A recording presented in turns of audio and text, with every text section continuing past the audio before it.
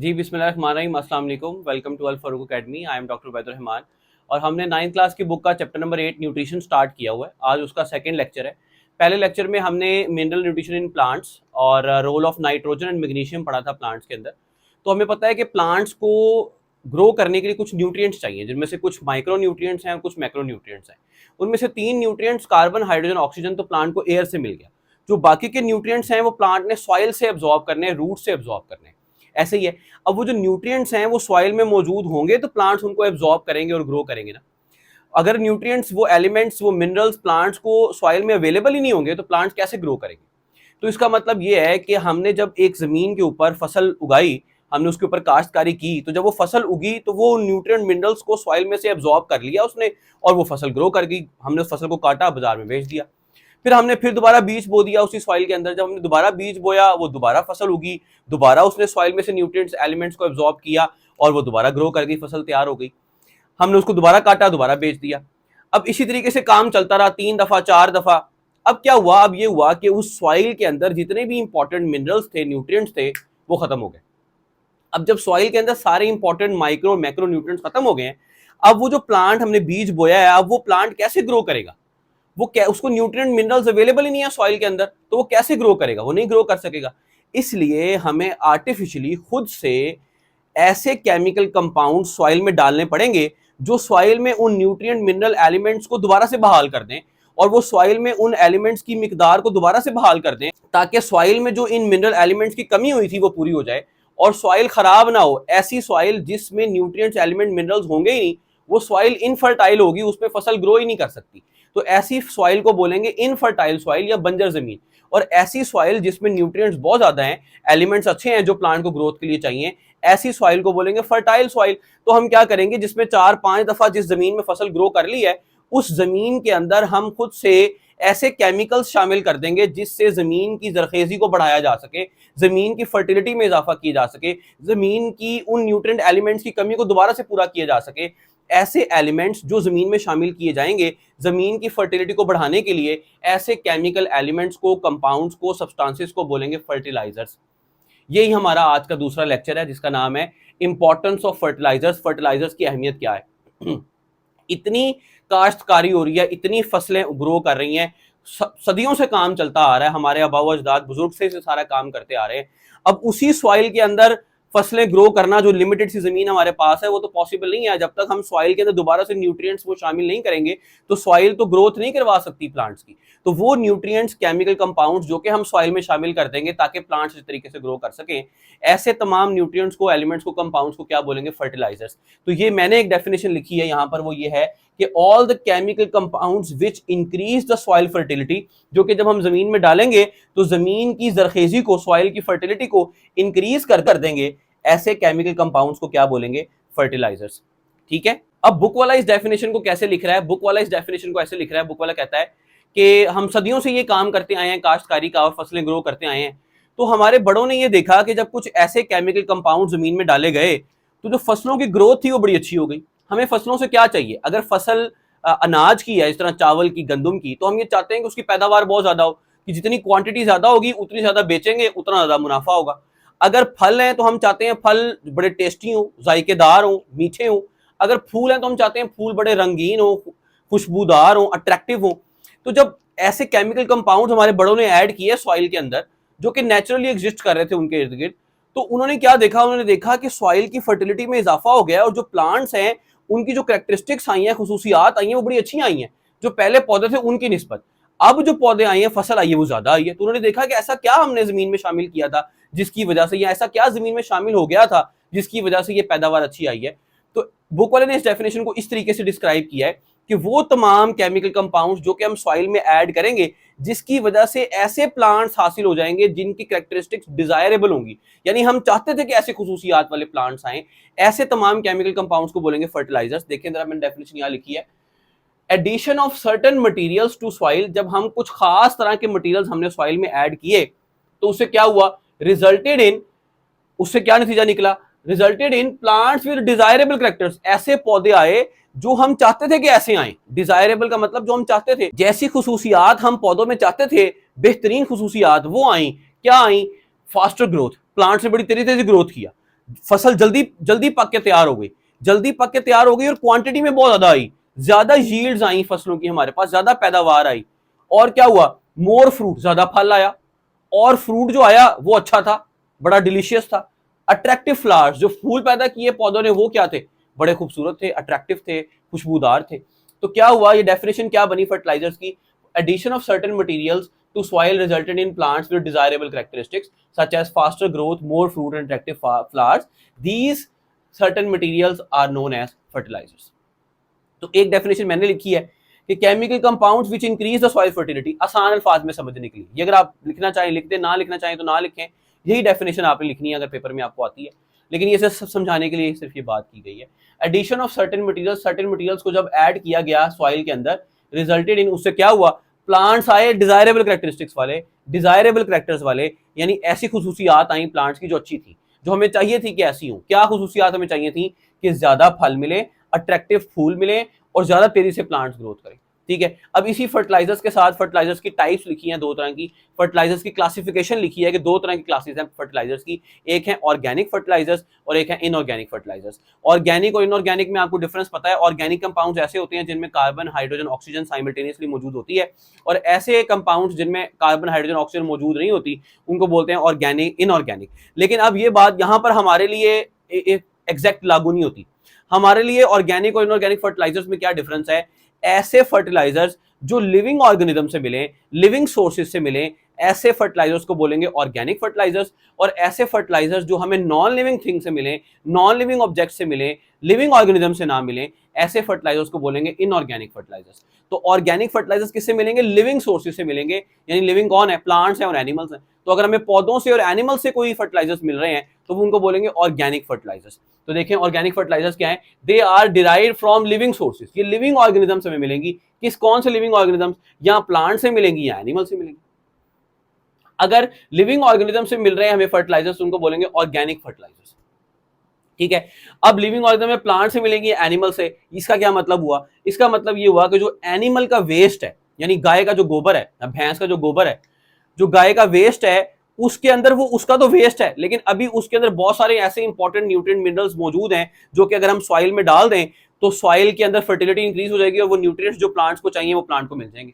तो वो जो गाय का गोबर है वो हम जाया नहीं होने देंगे, वो गोबर को हम दोबारा से डाल देंगे सॉइल के अंदर, और सॉइल के अंदर फसलों में शामिल कर देंगे, और वो हमारे लिए फर्टिलाइजर के तौर पे एक्ट करेगा और नए प्लांट्स उसमें से ग्रो करेंगे और फसलें तैयार होंगी। वो जो गोबर है एनिमल का, उसको बोलते हैं मैन्योर। क्या बोलते हैं, मैन्योर। और जो पत्ते हैं, जिस तरह खिजां के मौसम में पत्ते दरख्तों से झड़ जाते हैं, गिर जाते हैं, वो जो पत्ते गिरते हैं, जड़ते हैं, तो जो गार्डनर होता है वो क्या करता है, उन पत्तों को जाया नहीं करता, बल्कि उन पत्तों को इकट्ठा करके उन्हीं दरख्तों की, उन्हीं प्लांट्स की रूट्स के पास, सॉइल के पास इकट्ठा कर देता है।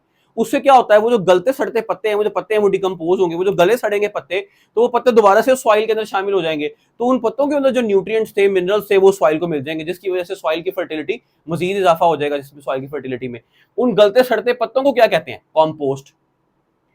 तो ऑर्गेनिक फर्टिलाइजर्स कौन से हुए, ऐसे फर्टिलाइजर्स जो हमें लिविंग ऑर्गेनिज्म से मिलेंगे, लिविंग सोर्सेज से मिलेंगे, such as plants and animals, animals का वेस्ट सच एज मेन्योर, और प्लांट से जो गलते सड़ते पत्ते हैं सच एज कॉम्पोस्ट। ठीक हो गया, तो ये ऑर्गेनिक फर्टिलाइजर्स। ऑर्गेनिक फर्टिलाइजर्स कैसे हैं, ऑर्गेनिक फर्टिलाइजर्स कॉम्प्लेक्स है, पेचीदा है। अभी आज हमने अगर ऑर्गेनिक फर्टिलाइजर्स गोबर को या गलते सड़ते पत्तों को सॉइल में शामिल किया है तो वो फौरन से फर्टिलाइजर्स, फौरन से न्यूट्रिएंट एलिमेंट्स प्लांट्स को अवेलेबल नहीं हो जाएंगे, बल्कि वो कॉम्प्लेक्स हैं, वो फर्टिलाइजर्स पेचीदा हैं, वो आहिस्ता आहिस्ता टूटेंगे और आहिस्ता आहिस्ता प्लांट्स को मिलेंगे और लंबे अरसे तक मिलते रहेंगे, क्योंकि आहिस्ता आहिस्ता टूट रहे हैं ना, आहिस्ता आहिस्ता टूटेंगे, आहिस्ता आहिस्ता प्लांट उनको इस्तेमाल करेगा, लंबे अरसे तक प्लांट को मिलते रहेंगे। यानी अगर आज आपने ये ऐड किया ऑर्गेनिक फर्टिलाइजर सॉइल के अंदर, तो वो 1 महीना 1.5 महीने तक प्लांट्स को अवेलेबल हो सकते हैं। तो they are complex and take time, और टाइम लेते हैं टू बी ब्रोकन डाउन, टूटने में, इनटू फॉर्म्स, ऐसी फॉर्म्स में टूटने के लिए यूजेबल बाय प्लांट्स, जिनको प्लांट्स इस्तेमाल कर सके। तो ऑर्गेनिक फर्टिलाइजर्स आर कॉम्प्लेक्स, पेचीदा है, इतनी आसानी से नहीं टूटते और फॉरेन प्लांट्स को अवेलेबल नहीं होते, बल्कि they take time, Aahista Aahista टूटते हैं। और वो टूटने के बाद प्लांट्स को उस फॉर्म में आने के लिए जिस फॉर्म में प्लांट उनको एब्जॉर्ब करेगा, अब प्लांट गोबर तो एब्जॉर्ब नहीं ना करेगा, प्लांट तो उस गोबर में से या उस मैन्योर में से और कॉम्पोस्ट में से प्लांट को जो चीज चाहिए सिर्फ वही एब्जॉर्ब करेगा। तो हमने जो मैन्योर डाला, कॉम्पोस्ट डाला है, वो फौरन तो नहीं प्लांट को अवेलेबल हो जाएगा, बल्कि उसको आहिस्ता आहिस्ता जमीन में टूटेगा टाइम लगेगा और वो टूटने के बाद ऐसी फॉर्म में कन्वर्ट हो जाएगा जिससे वो प्लांट इसको इस्तेमाल कर सके और ये लंबे अरसे तक प्लांट इस्तेमाल कर सकेगा। ऐसे जो फर्टिलाइजर्स हैं इनको बोलेंगे ऑर्गेनिक फर्टिलाइजर्स। तो organic fertilizers are derived from living organisms such as plants and animals, animal waste such as manure and गलते सड़ते पत्ते जो हैं that is called compost, they are complex, they are पेचीदा, they are not simple and they take time to be broken down। वो टूटने में time लगाते हैं और आहिस्ता आहिस्ता प्लांट को अवेलेबल होते हैं एंड जो कि इस फॉर्म में अवेलेबल होते हैं जो कि प्लांट उसको इस्तेमाल कर सके, यूजेबल बाय प्लांट्स, और लंबे अरसे तक प्लांट के लिए अवेलेबल रहते हैं। ये तो फायदा है ही है इनका। इसके अलावा भी इनका फायदा है, ऑर्गेनिक फर्टिलाइजर्स डालने का फायदा ये है सॉइल में कि 3 फायदे बुक में लिखे हैं। एक ये कि सॉइल की ड्रेनेज अच्छी हो जाती है, दूसरी ये कि एरेशन अच्छी हो जाती है, और तीसरी ये कि ability to hold nutrients plant की बेहतर हो जाती है। यानी इन तीनों चीजों में बेहतरी आती है, सॉइल ड्रेनेज भी अच्छी हो जाती है, एरेशन भी अच्छी हो जाती है और एबिलिटी। ये है क्या सॉइल ड्रेनेज क्या है? अच्छा, अब अगर आप घर में कभी आपने कोई गमले में मिट्टी में पौधा लगाया हो ना, अक्सर बच्चों ने लगाया होगा, जिन्होंने नहीं लगाया होगा वो लगाएं। तो मिट्टी में जब हम पौधा लगाते हैं, कोई बीज बोते हैं या कोई पौधा लगाते हैं, तो जो गमले में हम पौधा लगाते हैं ना, मिट्टी को पहले नरम करते हैं। मिट्टी को नरम कैसे करते हैं कि मिट्टी हार्ड या फ्लैट उसको दबा के नहीं करते, बल्कि उसके अंदर किसी चीज से, किसी शार्प चीज से उस मिट्टी को ऐसे उखेड़ते हैं और मिट्टी को सॉफ्ट कर देते हैं, मिट्टी को पोरस कर देते हैं। उसको ऐसे दबाते नहीं है, बल्कि उसको ऐसे फुला देते हैं मिट्टी को, कि मिट्टी जो है ना वो सॉफ्ट हो जाए, पोरस हो जाए और मिट्टी ऐसे फूली सी हो जाए। उससे फायदा क्या होगा कि जब हम उसमें बीज बोएंगे और जब हम उसको पानी देंगे और बीज की रूट्स बन जाएंगी, प्लांट्स बन जाएगा, तो जब हम उसको पानी देंगे तो वो पानी सॉइल में नीचे तक चला जाएगा और वो जो प्लांट्स में नीचे सॉइल में रूट्स अवेलेबल हैं, नीचे तक रूट्स गई हुई हैं, उनको पानी मिलेगा। अगर हम मिट्टी को दबा देंगे, फ्लैट कर देंगे, हार्ड कर देंगे, जब हम ऊपर पानी डालेंगे सॉइल में, तो वो पानी ऊपर ही रह जाएगा, सॉइल में नीचे जाएगा ही नहीं। तो जितना अच्छे से पानी नीचे जाएगा सॉइल में, इसका मतलब है उतनी सॉइल की ड्रेनेज अच्छी है। अगर सॉइल हार्ड है, फ्लैट है, पानी जो ऊपर डाला है वो ऊपर ही रह रहा, नीचे जा ही नहीं रहा, इसका मतलब ये कि सॉइल की ड्रेनेज अच्छी नहीं है। तो ऑर्गेनिक फर्टिलाइजर्स डालने से क्या फायदा होता है कि सॉइल की ड्रेनेज अच्छी हो जाती है। दूसरी बात, जब हमने इस मिट्टी को ऐसे फुलाया, ऊपर ऊपर को किया, तो उससे हुआ क्या कि मिट्टी के दरमियान जो एयर स्पेसिस थी, मिट्टी के दरमियान जो हवा थी, वो भी इंक्रीज हो गई। अगर मिट्टी बिल्कुल फ्लैट होगी तो जो रूट यहां पे होगी, उस रूट को ग्रो करने के लिए ऑक्सीजन कहां से मिलेगी? लिविंग ऑर्गेनिजम्स ने तो रेस्पिरेशन करनी है ना, उसके लिए ऑक्सीजन चाहिए। तो अगर सॉइल बिल्कुल हार्ड है, फ्लैट है, तो वो एयर तो उसके अंदर जा ही नहीं रही। अगर एयर जा ही नहीं रही तो ऑक्सीजन जा ही नहीं रही। अगर ऑक्सीजन नहीं जा रही तो प्लांट्स को, रूट्स को कैसे ऑक्सीजन मिलेगी सांस लेने के लिए? तो हमने जब इसको पोरस कर दिया, इसको फुला दिया, उससे क्या हुआ कि इस सॉइल के दरमियान, पार्टिकल्स के दरमियान स्पेसिस क्रिएट हो गई, खाली जगह क्रिएट हो गई, जिसमें एयर आ गई और उस एयर में क्या आ गई? ऑक्सीजन आ गई, जो कि रूट को ग्रो करने के लिए चाहिए थी। तो इसका मतलब क्या हुआ कि इससे एरेशन इंक्रीज हो गई। तो ऑर्गेनिक फर्टिलाइजर डालने से सॉइल की ड्रेनेज भी बेहतर हो जाती है और एरेशन भी बेहतर हो जाती है, और सॉइल जो है ना न्यूट्रिएंट्स को होल्ड कर सकती है अपने पास। ऐसे नहीं कि न्यूट्रिएंट्स जो है ना वो पानी के साथ बह के चले जाएं, ऐसे नहीं। न्यूट्रिएंट्स जो है ना वो प्लांट्स की सॉइल में मौजूद रहेंगे, वो वॉश अवे नहीं होंगे, वो धुलेंगे नहीं, वो जाया नहीं होंगे न्यूट्रिएंट्स, बल्कि सॉइल इन न्यूट्रिएंट्स को होल्ड करके रखेगी, अपने अंदर बचा के रखेगी फॉर द नेक्स्ट जो क्रॉप आप प्लांट करेंगे, जो नेक्स्ट फसल आप उगाएंगे, उसके लिए प्लांट उस न्यूट्रिएंट्स को होल्ड करके रखेगी। तो ऑर्गेनिक फर्टिलाइजर्स बहुत अच्छे हैं क्योंकि लिविंग सोर्सेज से मिल रहे हैं, कुदरती तरीका है, और एनिमल्स और प्लांट से मिल रहे हैं, नेचुरल चीजें हैं, गोबर है और गलते सड़ते पत्ते हैं, मैन्योर और कंपोस्ट है। इनका फायदा क्या है कि इनसे सॉइल ड्रेनेज भी बेहतर होती है, इससे एरेशन भी बेहतर होती है, और ये एबिलिटी सॉइल की जिससे वो न्यूट्रिएंट्स को अपने अंदर होल्ड कर सकता है वो भी बेहतर होती है। तो नेक्स्ट है वो इनऑर्गेनिक फर्टिलाइजर्स। अब इनको कंपेयर कर लेते हैं साथ साथ। Organic fertilisers were derived from living sources, लेकिन inorganic fertilisers are derived from non living sources. ये लिविंग ऑर्गेनिज्म से नहीं मिलेगी, प्लांट्स एनिमल्स से नहीं मिलेगी, नॉन लिविंग चीजों से मिलेगी, पत्थरों से, रॉक से, चट्टानों से, या किसी और चीज से, या हमने खुद ही आर्टिफिशियली सिंथेसाइज कर ली है, लैब में केमिकली हमने सिंथेसाइज कर ली। दूसरा, ये थे कॉम्प्लेक्स और आहिस्ता आहिस्ता टूटते थे और प्लांट्स को मिलते थे, लेकिन ये कॉम्प्लेक्स नहीं है, दे आर सिंपल, ये सादा है, and they are readily soluble, फौरन से हल हो जाएंगे जमीन के अंदर, फौरन से सॉइल में हल हो जाएंगे, and immediately available to plants, और फौरन से पानी और फौरन से पौधे को मिल जाएंगे। तो ये कॉम्प्लेक्स नहीं है, ये सादा है, ये पेचीदा नहीं है, ये सिंपल से हैं। जैसे ही सॉइल में डालेंगे फौरन से टूट जाएंगे, फौरन से प्लांट्स उनको अब्सॉर्ब कर लेगा और फौरन से प्लांट्स को क्विकली जो है ना न्यूट्रिएंट्स मिल जाएंगे। ये है readily soluble readily soluble and immediately available to plants. ये है इनऑर्गेनिक फर्टिलाइजर्स। ठीक है, अब इनऑर्गेनिक फर्टिलाइजर्स दो तरीके से मिलते हैं तो सारे नॉन लिविंग थिंग से मिलते हैं, लेकिन दो तरीकों से मिलते हैं। एक नेचुरल है जो कुदरती तौर पे एग्जिस्ट कर रहे हैं, और एक ऐसे हैं जो कि हमने खुद आर्टिफिशियली लैब में सिंथेसाइज कर लिए। जो कुदरती तौर पे एग्जिस्ट कर रहे हैं उनकी एग्जांपल्स हैं रॉक फॉस्फेट, जो पहाड़ों से, चट्टानों से हमें फॉस्फेट मिल रहा है वो, एलिमेंटल सल्फर जो आम हमारा सल्फर एलिमेंट है वो, gypsum, gypsum is calcium sulphate, hydrated calcium sulphate CaSO4.2H2O। लिखना चाहे लिख लें, फॉर्मूला ना लिखें, ना लिखना चाहें कोई बात नहीं, बस नाम याद कर लें आप।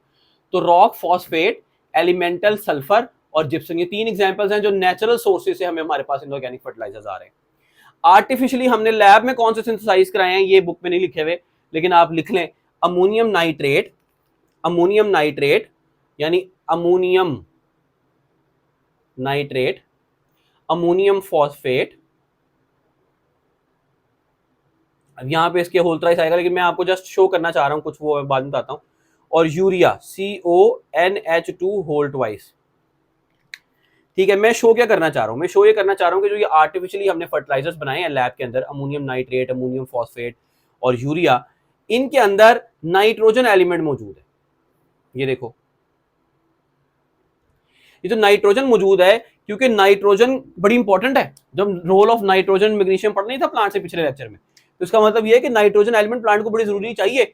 इसीलिए तो हम इन फर्टिलाइजर्स में प्लांट को क्या दे रहे हैं, नाइट्रोजन। अमोनियम नाइट्रेट में, अमोनियम फॉस्फेट में और यूरिया में क्या देने की कोशिश कर रहे हैं, नाइट्रोजन देने की कोशिश कर रहे हैं। तो जो ये ऐसे फर्टिलाइजर्स हैं जिनमें नाइट्रोजन मेन एलिमेंट होगा जो कि हम प्लांट को दे रहे होंगे, ऐसे फर्टिलाइजर्स को बोलेंगे nitrogen fertilizers. If the nitrogen is the main element in the fertilizers जो कि हम प्लांट को देना चाह रहे हैं, तो these fertilizers are known as nitrogen fertilizers. These inorganic fertilisers are known as nitrogen fertilizers. ठीक है, तो मैंने क्या बताया कि ये नॉन लिविंग सोर्सेज से मिलते हैं और रेडिली सॉल्युबल है, फॉरेन प्लांट्स को मिल जाते हैं। ये कॉम्प्लेक्स थे, ये आसानी से आराम आराम से मिलते थे। एग्जांपल्स नेचुरल भी हैं और आर्टिफिशियल भी हैं जो लैब में हमने बनाए हैं, ammonium nitrate, ammonium phosphate, urea, लंबी लिस्ट है जो हम प्लांट्स बनाते हैं लैब के अंदर फर्टिलाइजर्स। नेचुरली जो एग्जिस्ट करते हैं वो रॉक फॉस्फेट, एलिमेंटल सल्फर और जिप्सम। रॉक फॉस्फेट पत्थरों से मिल गया, सल्फर सादी सल्फर है, जिप्सम कैल्शियम सल्फेट है 0.2H2O। अच्छा, अब ये जो फर्टिलाइजर्स हैं असल में ये खाद है, खादें। आपने सुना होगा कि हम प्लांट्स में क्या डाल रहे हैं, खाद डाल रहे हैं ताकि वो प्लांट्स ग्रो कर सके, अच्छे तरीके से ग्रो कर सकें। और अक्सर जो टीवी पे इश्तिहार होता है इसमें काश्तकारी हो रही होती है, तो वो अक्सर ऐसे मुट्ठी से ऐसे ही स्प्रे कर रहे होते हैं या मुट्ठी से ऐसे डाल रहे होते हैं ताकि जमीन की जो फर्टिलिटी है वो इंक्रीज हो जाए। सही। अब इसमें एक बात ये याद रखनी है कि जो यूरिया है ना, यूरिया, इसमें कार्बन भी है, ऑक्सीजन भी है, हाइड्रोजन भी है। तो ये तो ऑर्गेनिक हुआ, तो यूरिया ऑर्गेनिक है, हाँ जी ऑर्गेनिक है। लेकिन यूरिया को हमने इनऑर्गेनिक फर्टिलाइजर्स में रखा है। क्यों? क्योंकि यूरिया नेचुरली एग्जिस्ट नहीं करता, यूरिया को हमने खुद बनाया है, लैब में केमिकली सिंथेसाइज किया है। तो जो फर्टिलाइजर्स नेचुरल सोर्सेज से हमारे पास आएंगे, प्लांट्स और एनिमल सोर्सेज से हमारे पास आएंगे, वो ऑर्गेनिक होंगे। और जो हम खुद बनाएंगे लैब में या एनिमल सोर्सेज से या प्लांट सोर्सेज से, लिविंग ऑर्गेनिज्म से नहीं आएंगे, उनको हम सबको किस में रख लेंगे, इनऑर्गेनिक फर्टिलाइजर्स में। उसमें यूरिया की एक्सेप्शन आपने याद रखनी है कि ये है ऑर्गेनिक, लेकिन इसको हमने फर्टिलाइजर है ऑर्गेनिक कंपाउंड, लेकिन इसको हमने रखा कौन से में हुआ है, इनऑर्गेनिक फर्टिलाइजर्स में रखा हुआ है। ये साथ ब्लू बॉक्स में एक बात लिखी हुई है। तो इतनी बात देख लें, अगर बात समझ में आ गई है तो चैनल को सब्सक्राइब कर दें, वीडियो को लाइक कर दें। कोई बात अगर पूछना चाहते हैं तो नीचे कमेंट्स में पूछ लें। और इंशाल्लाह नेक्स्ट में हम ये जो फर्टिलाइजर इतने ऐड किए हैं हमने, ये फर्टिलाइजर्स अगर ऐड किए हैं तो हर चीज़ जिसका फ़ायदा होता है उसका नुकसान भी होता है। तो हमने ये देखना है कि जो ये फर्टिलाइजर्स हैं क्या इनके सिर्फ फ़ायदे ही हैं, फ़ायदे तो हमने पढ़ लिए, नुकसान पढ़ने हैं नेक्स्ट वीडियो के अंदर कि क्या क्या नुकसान हो सकते हैं हमें फर्टिलाइजर्स को ऐड करने से। ठीक है, थैंक यू वेरी मच, अल्लाह हाफिज़।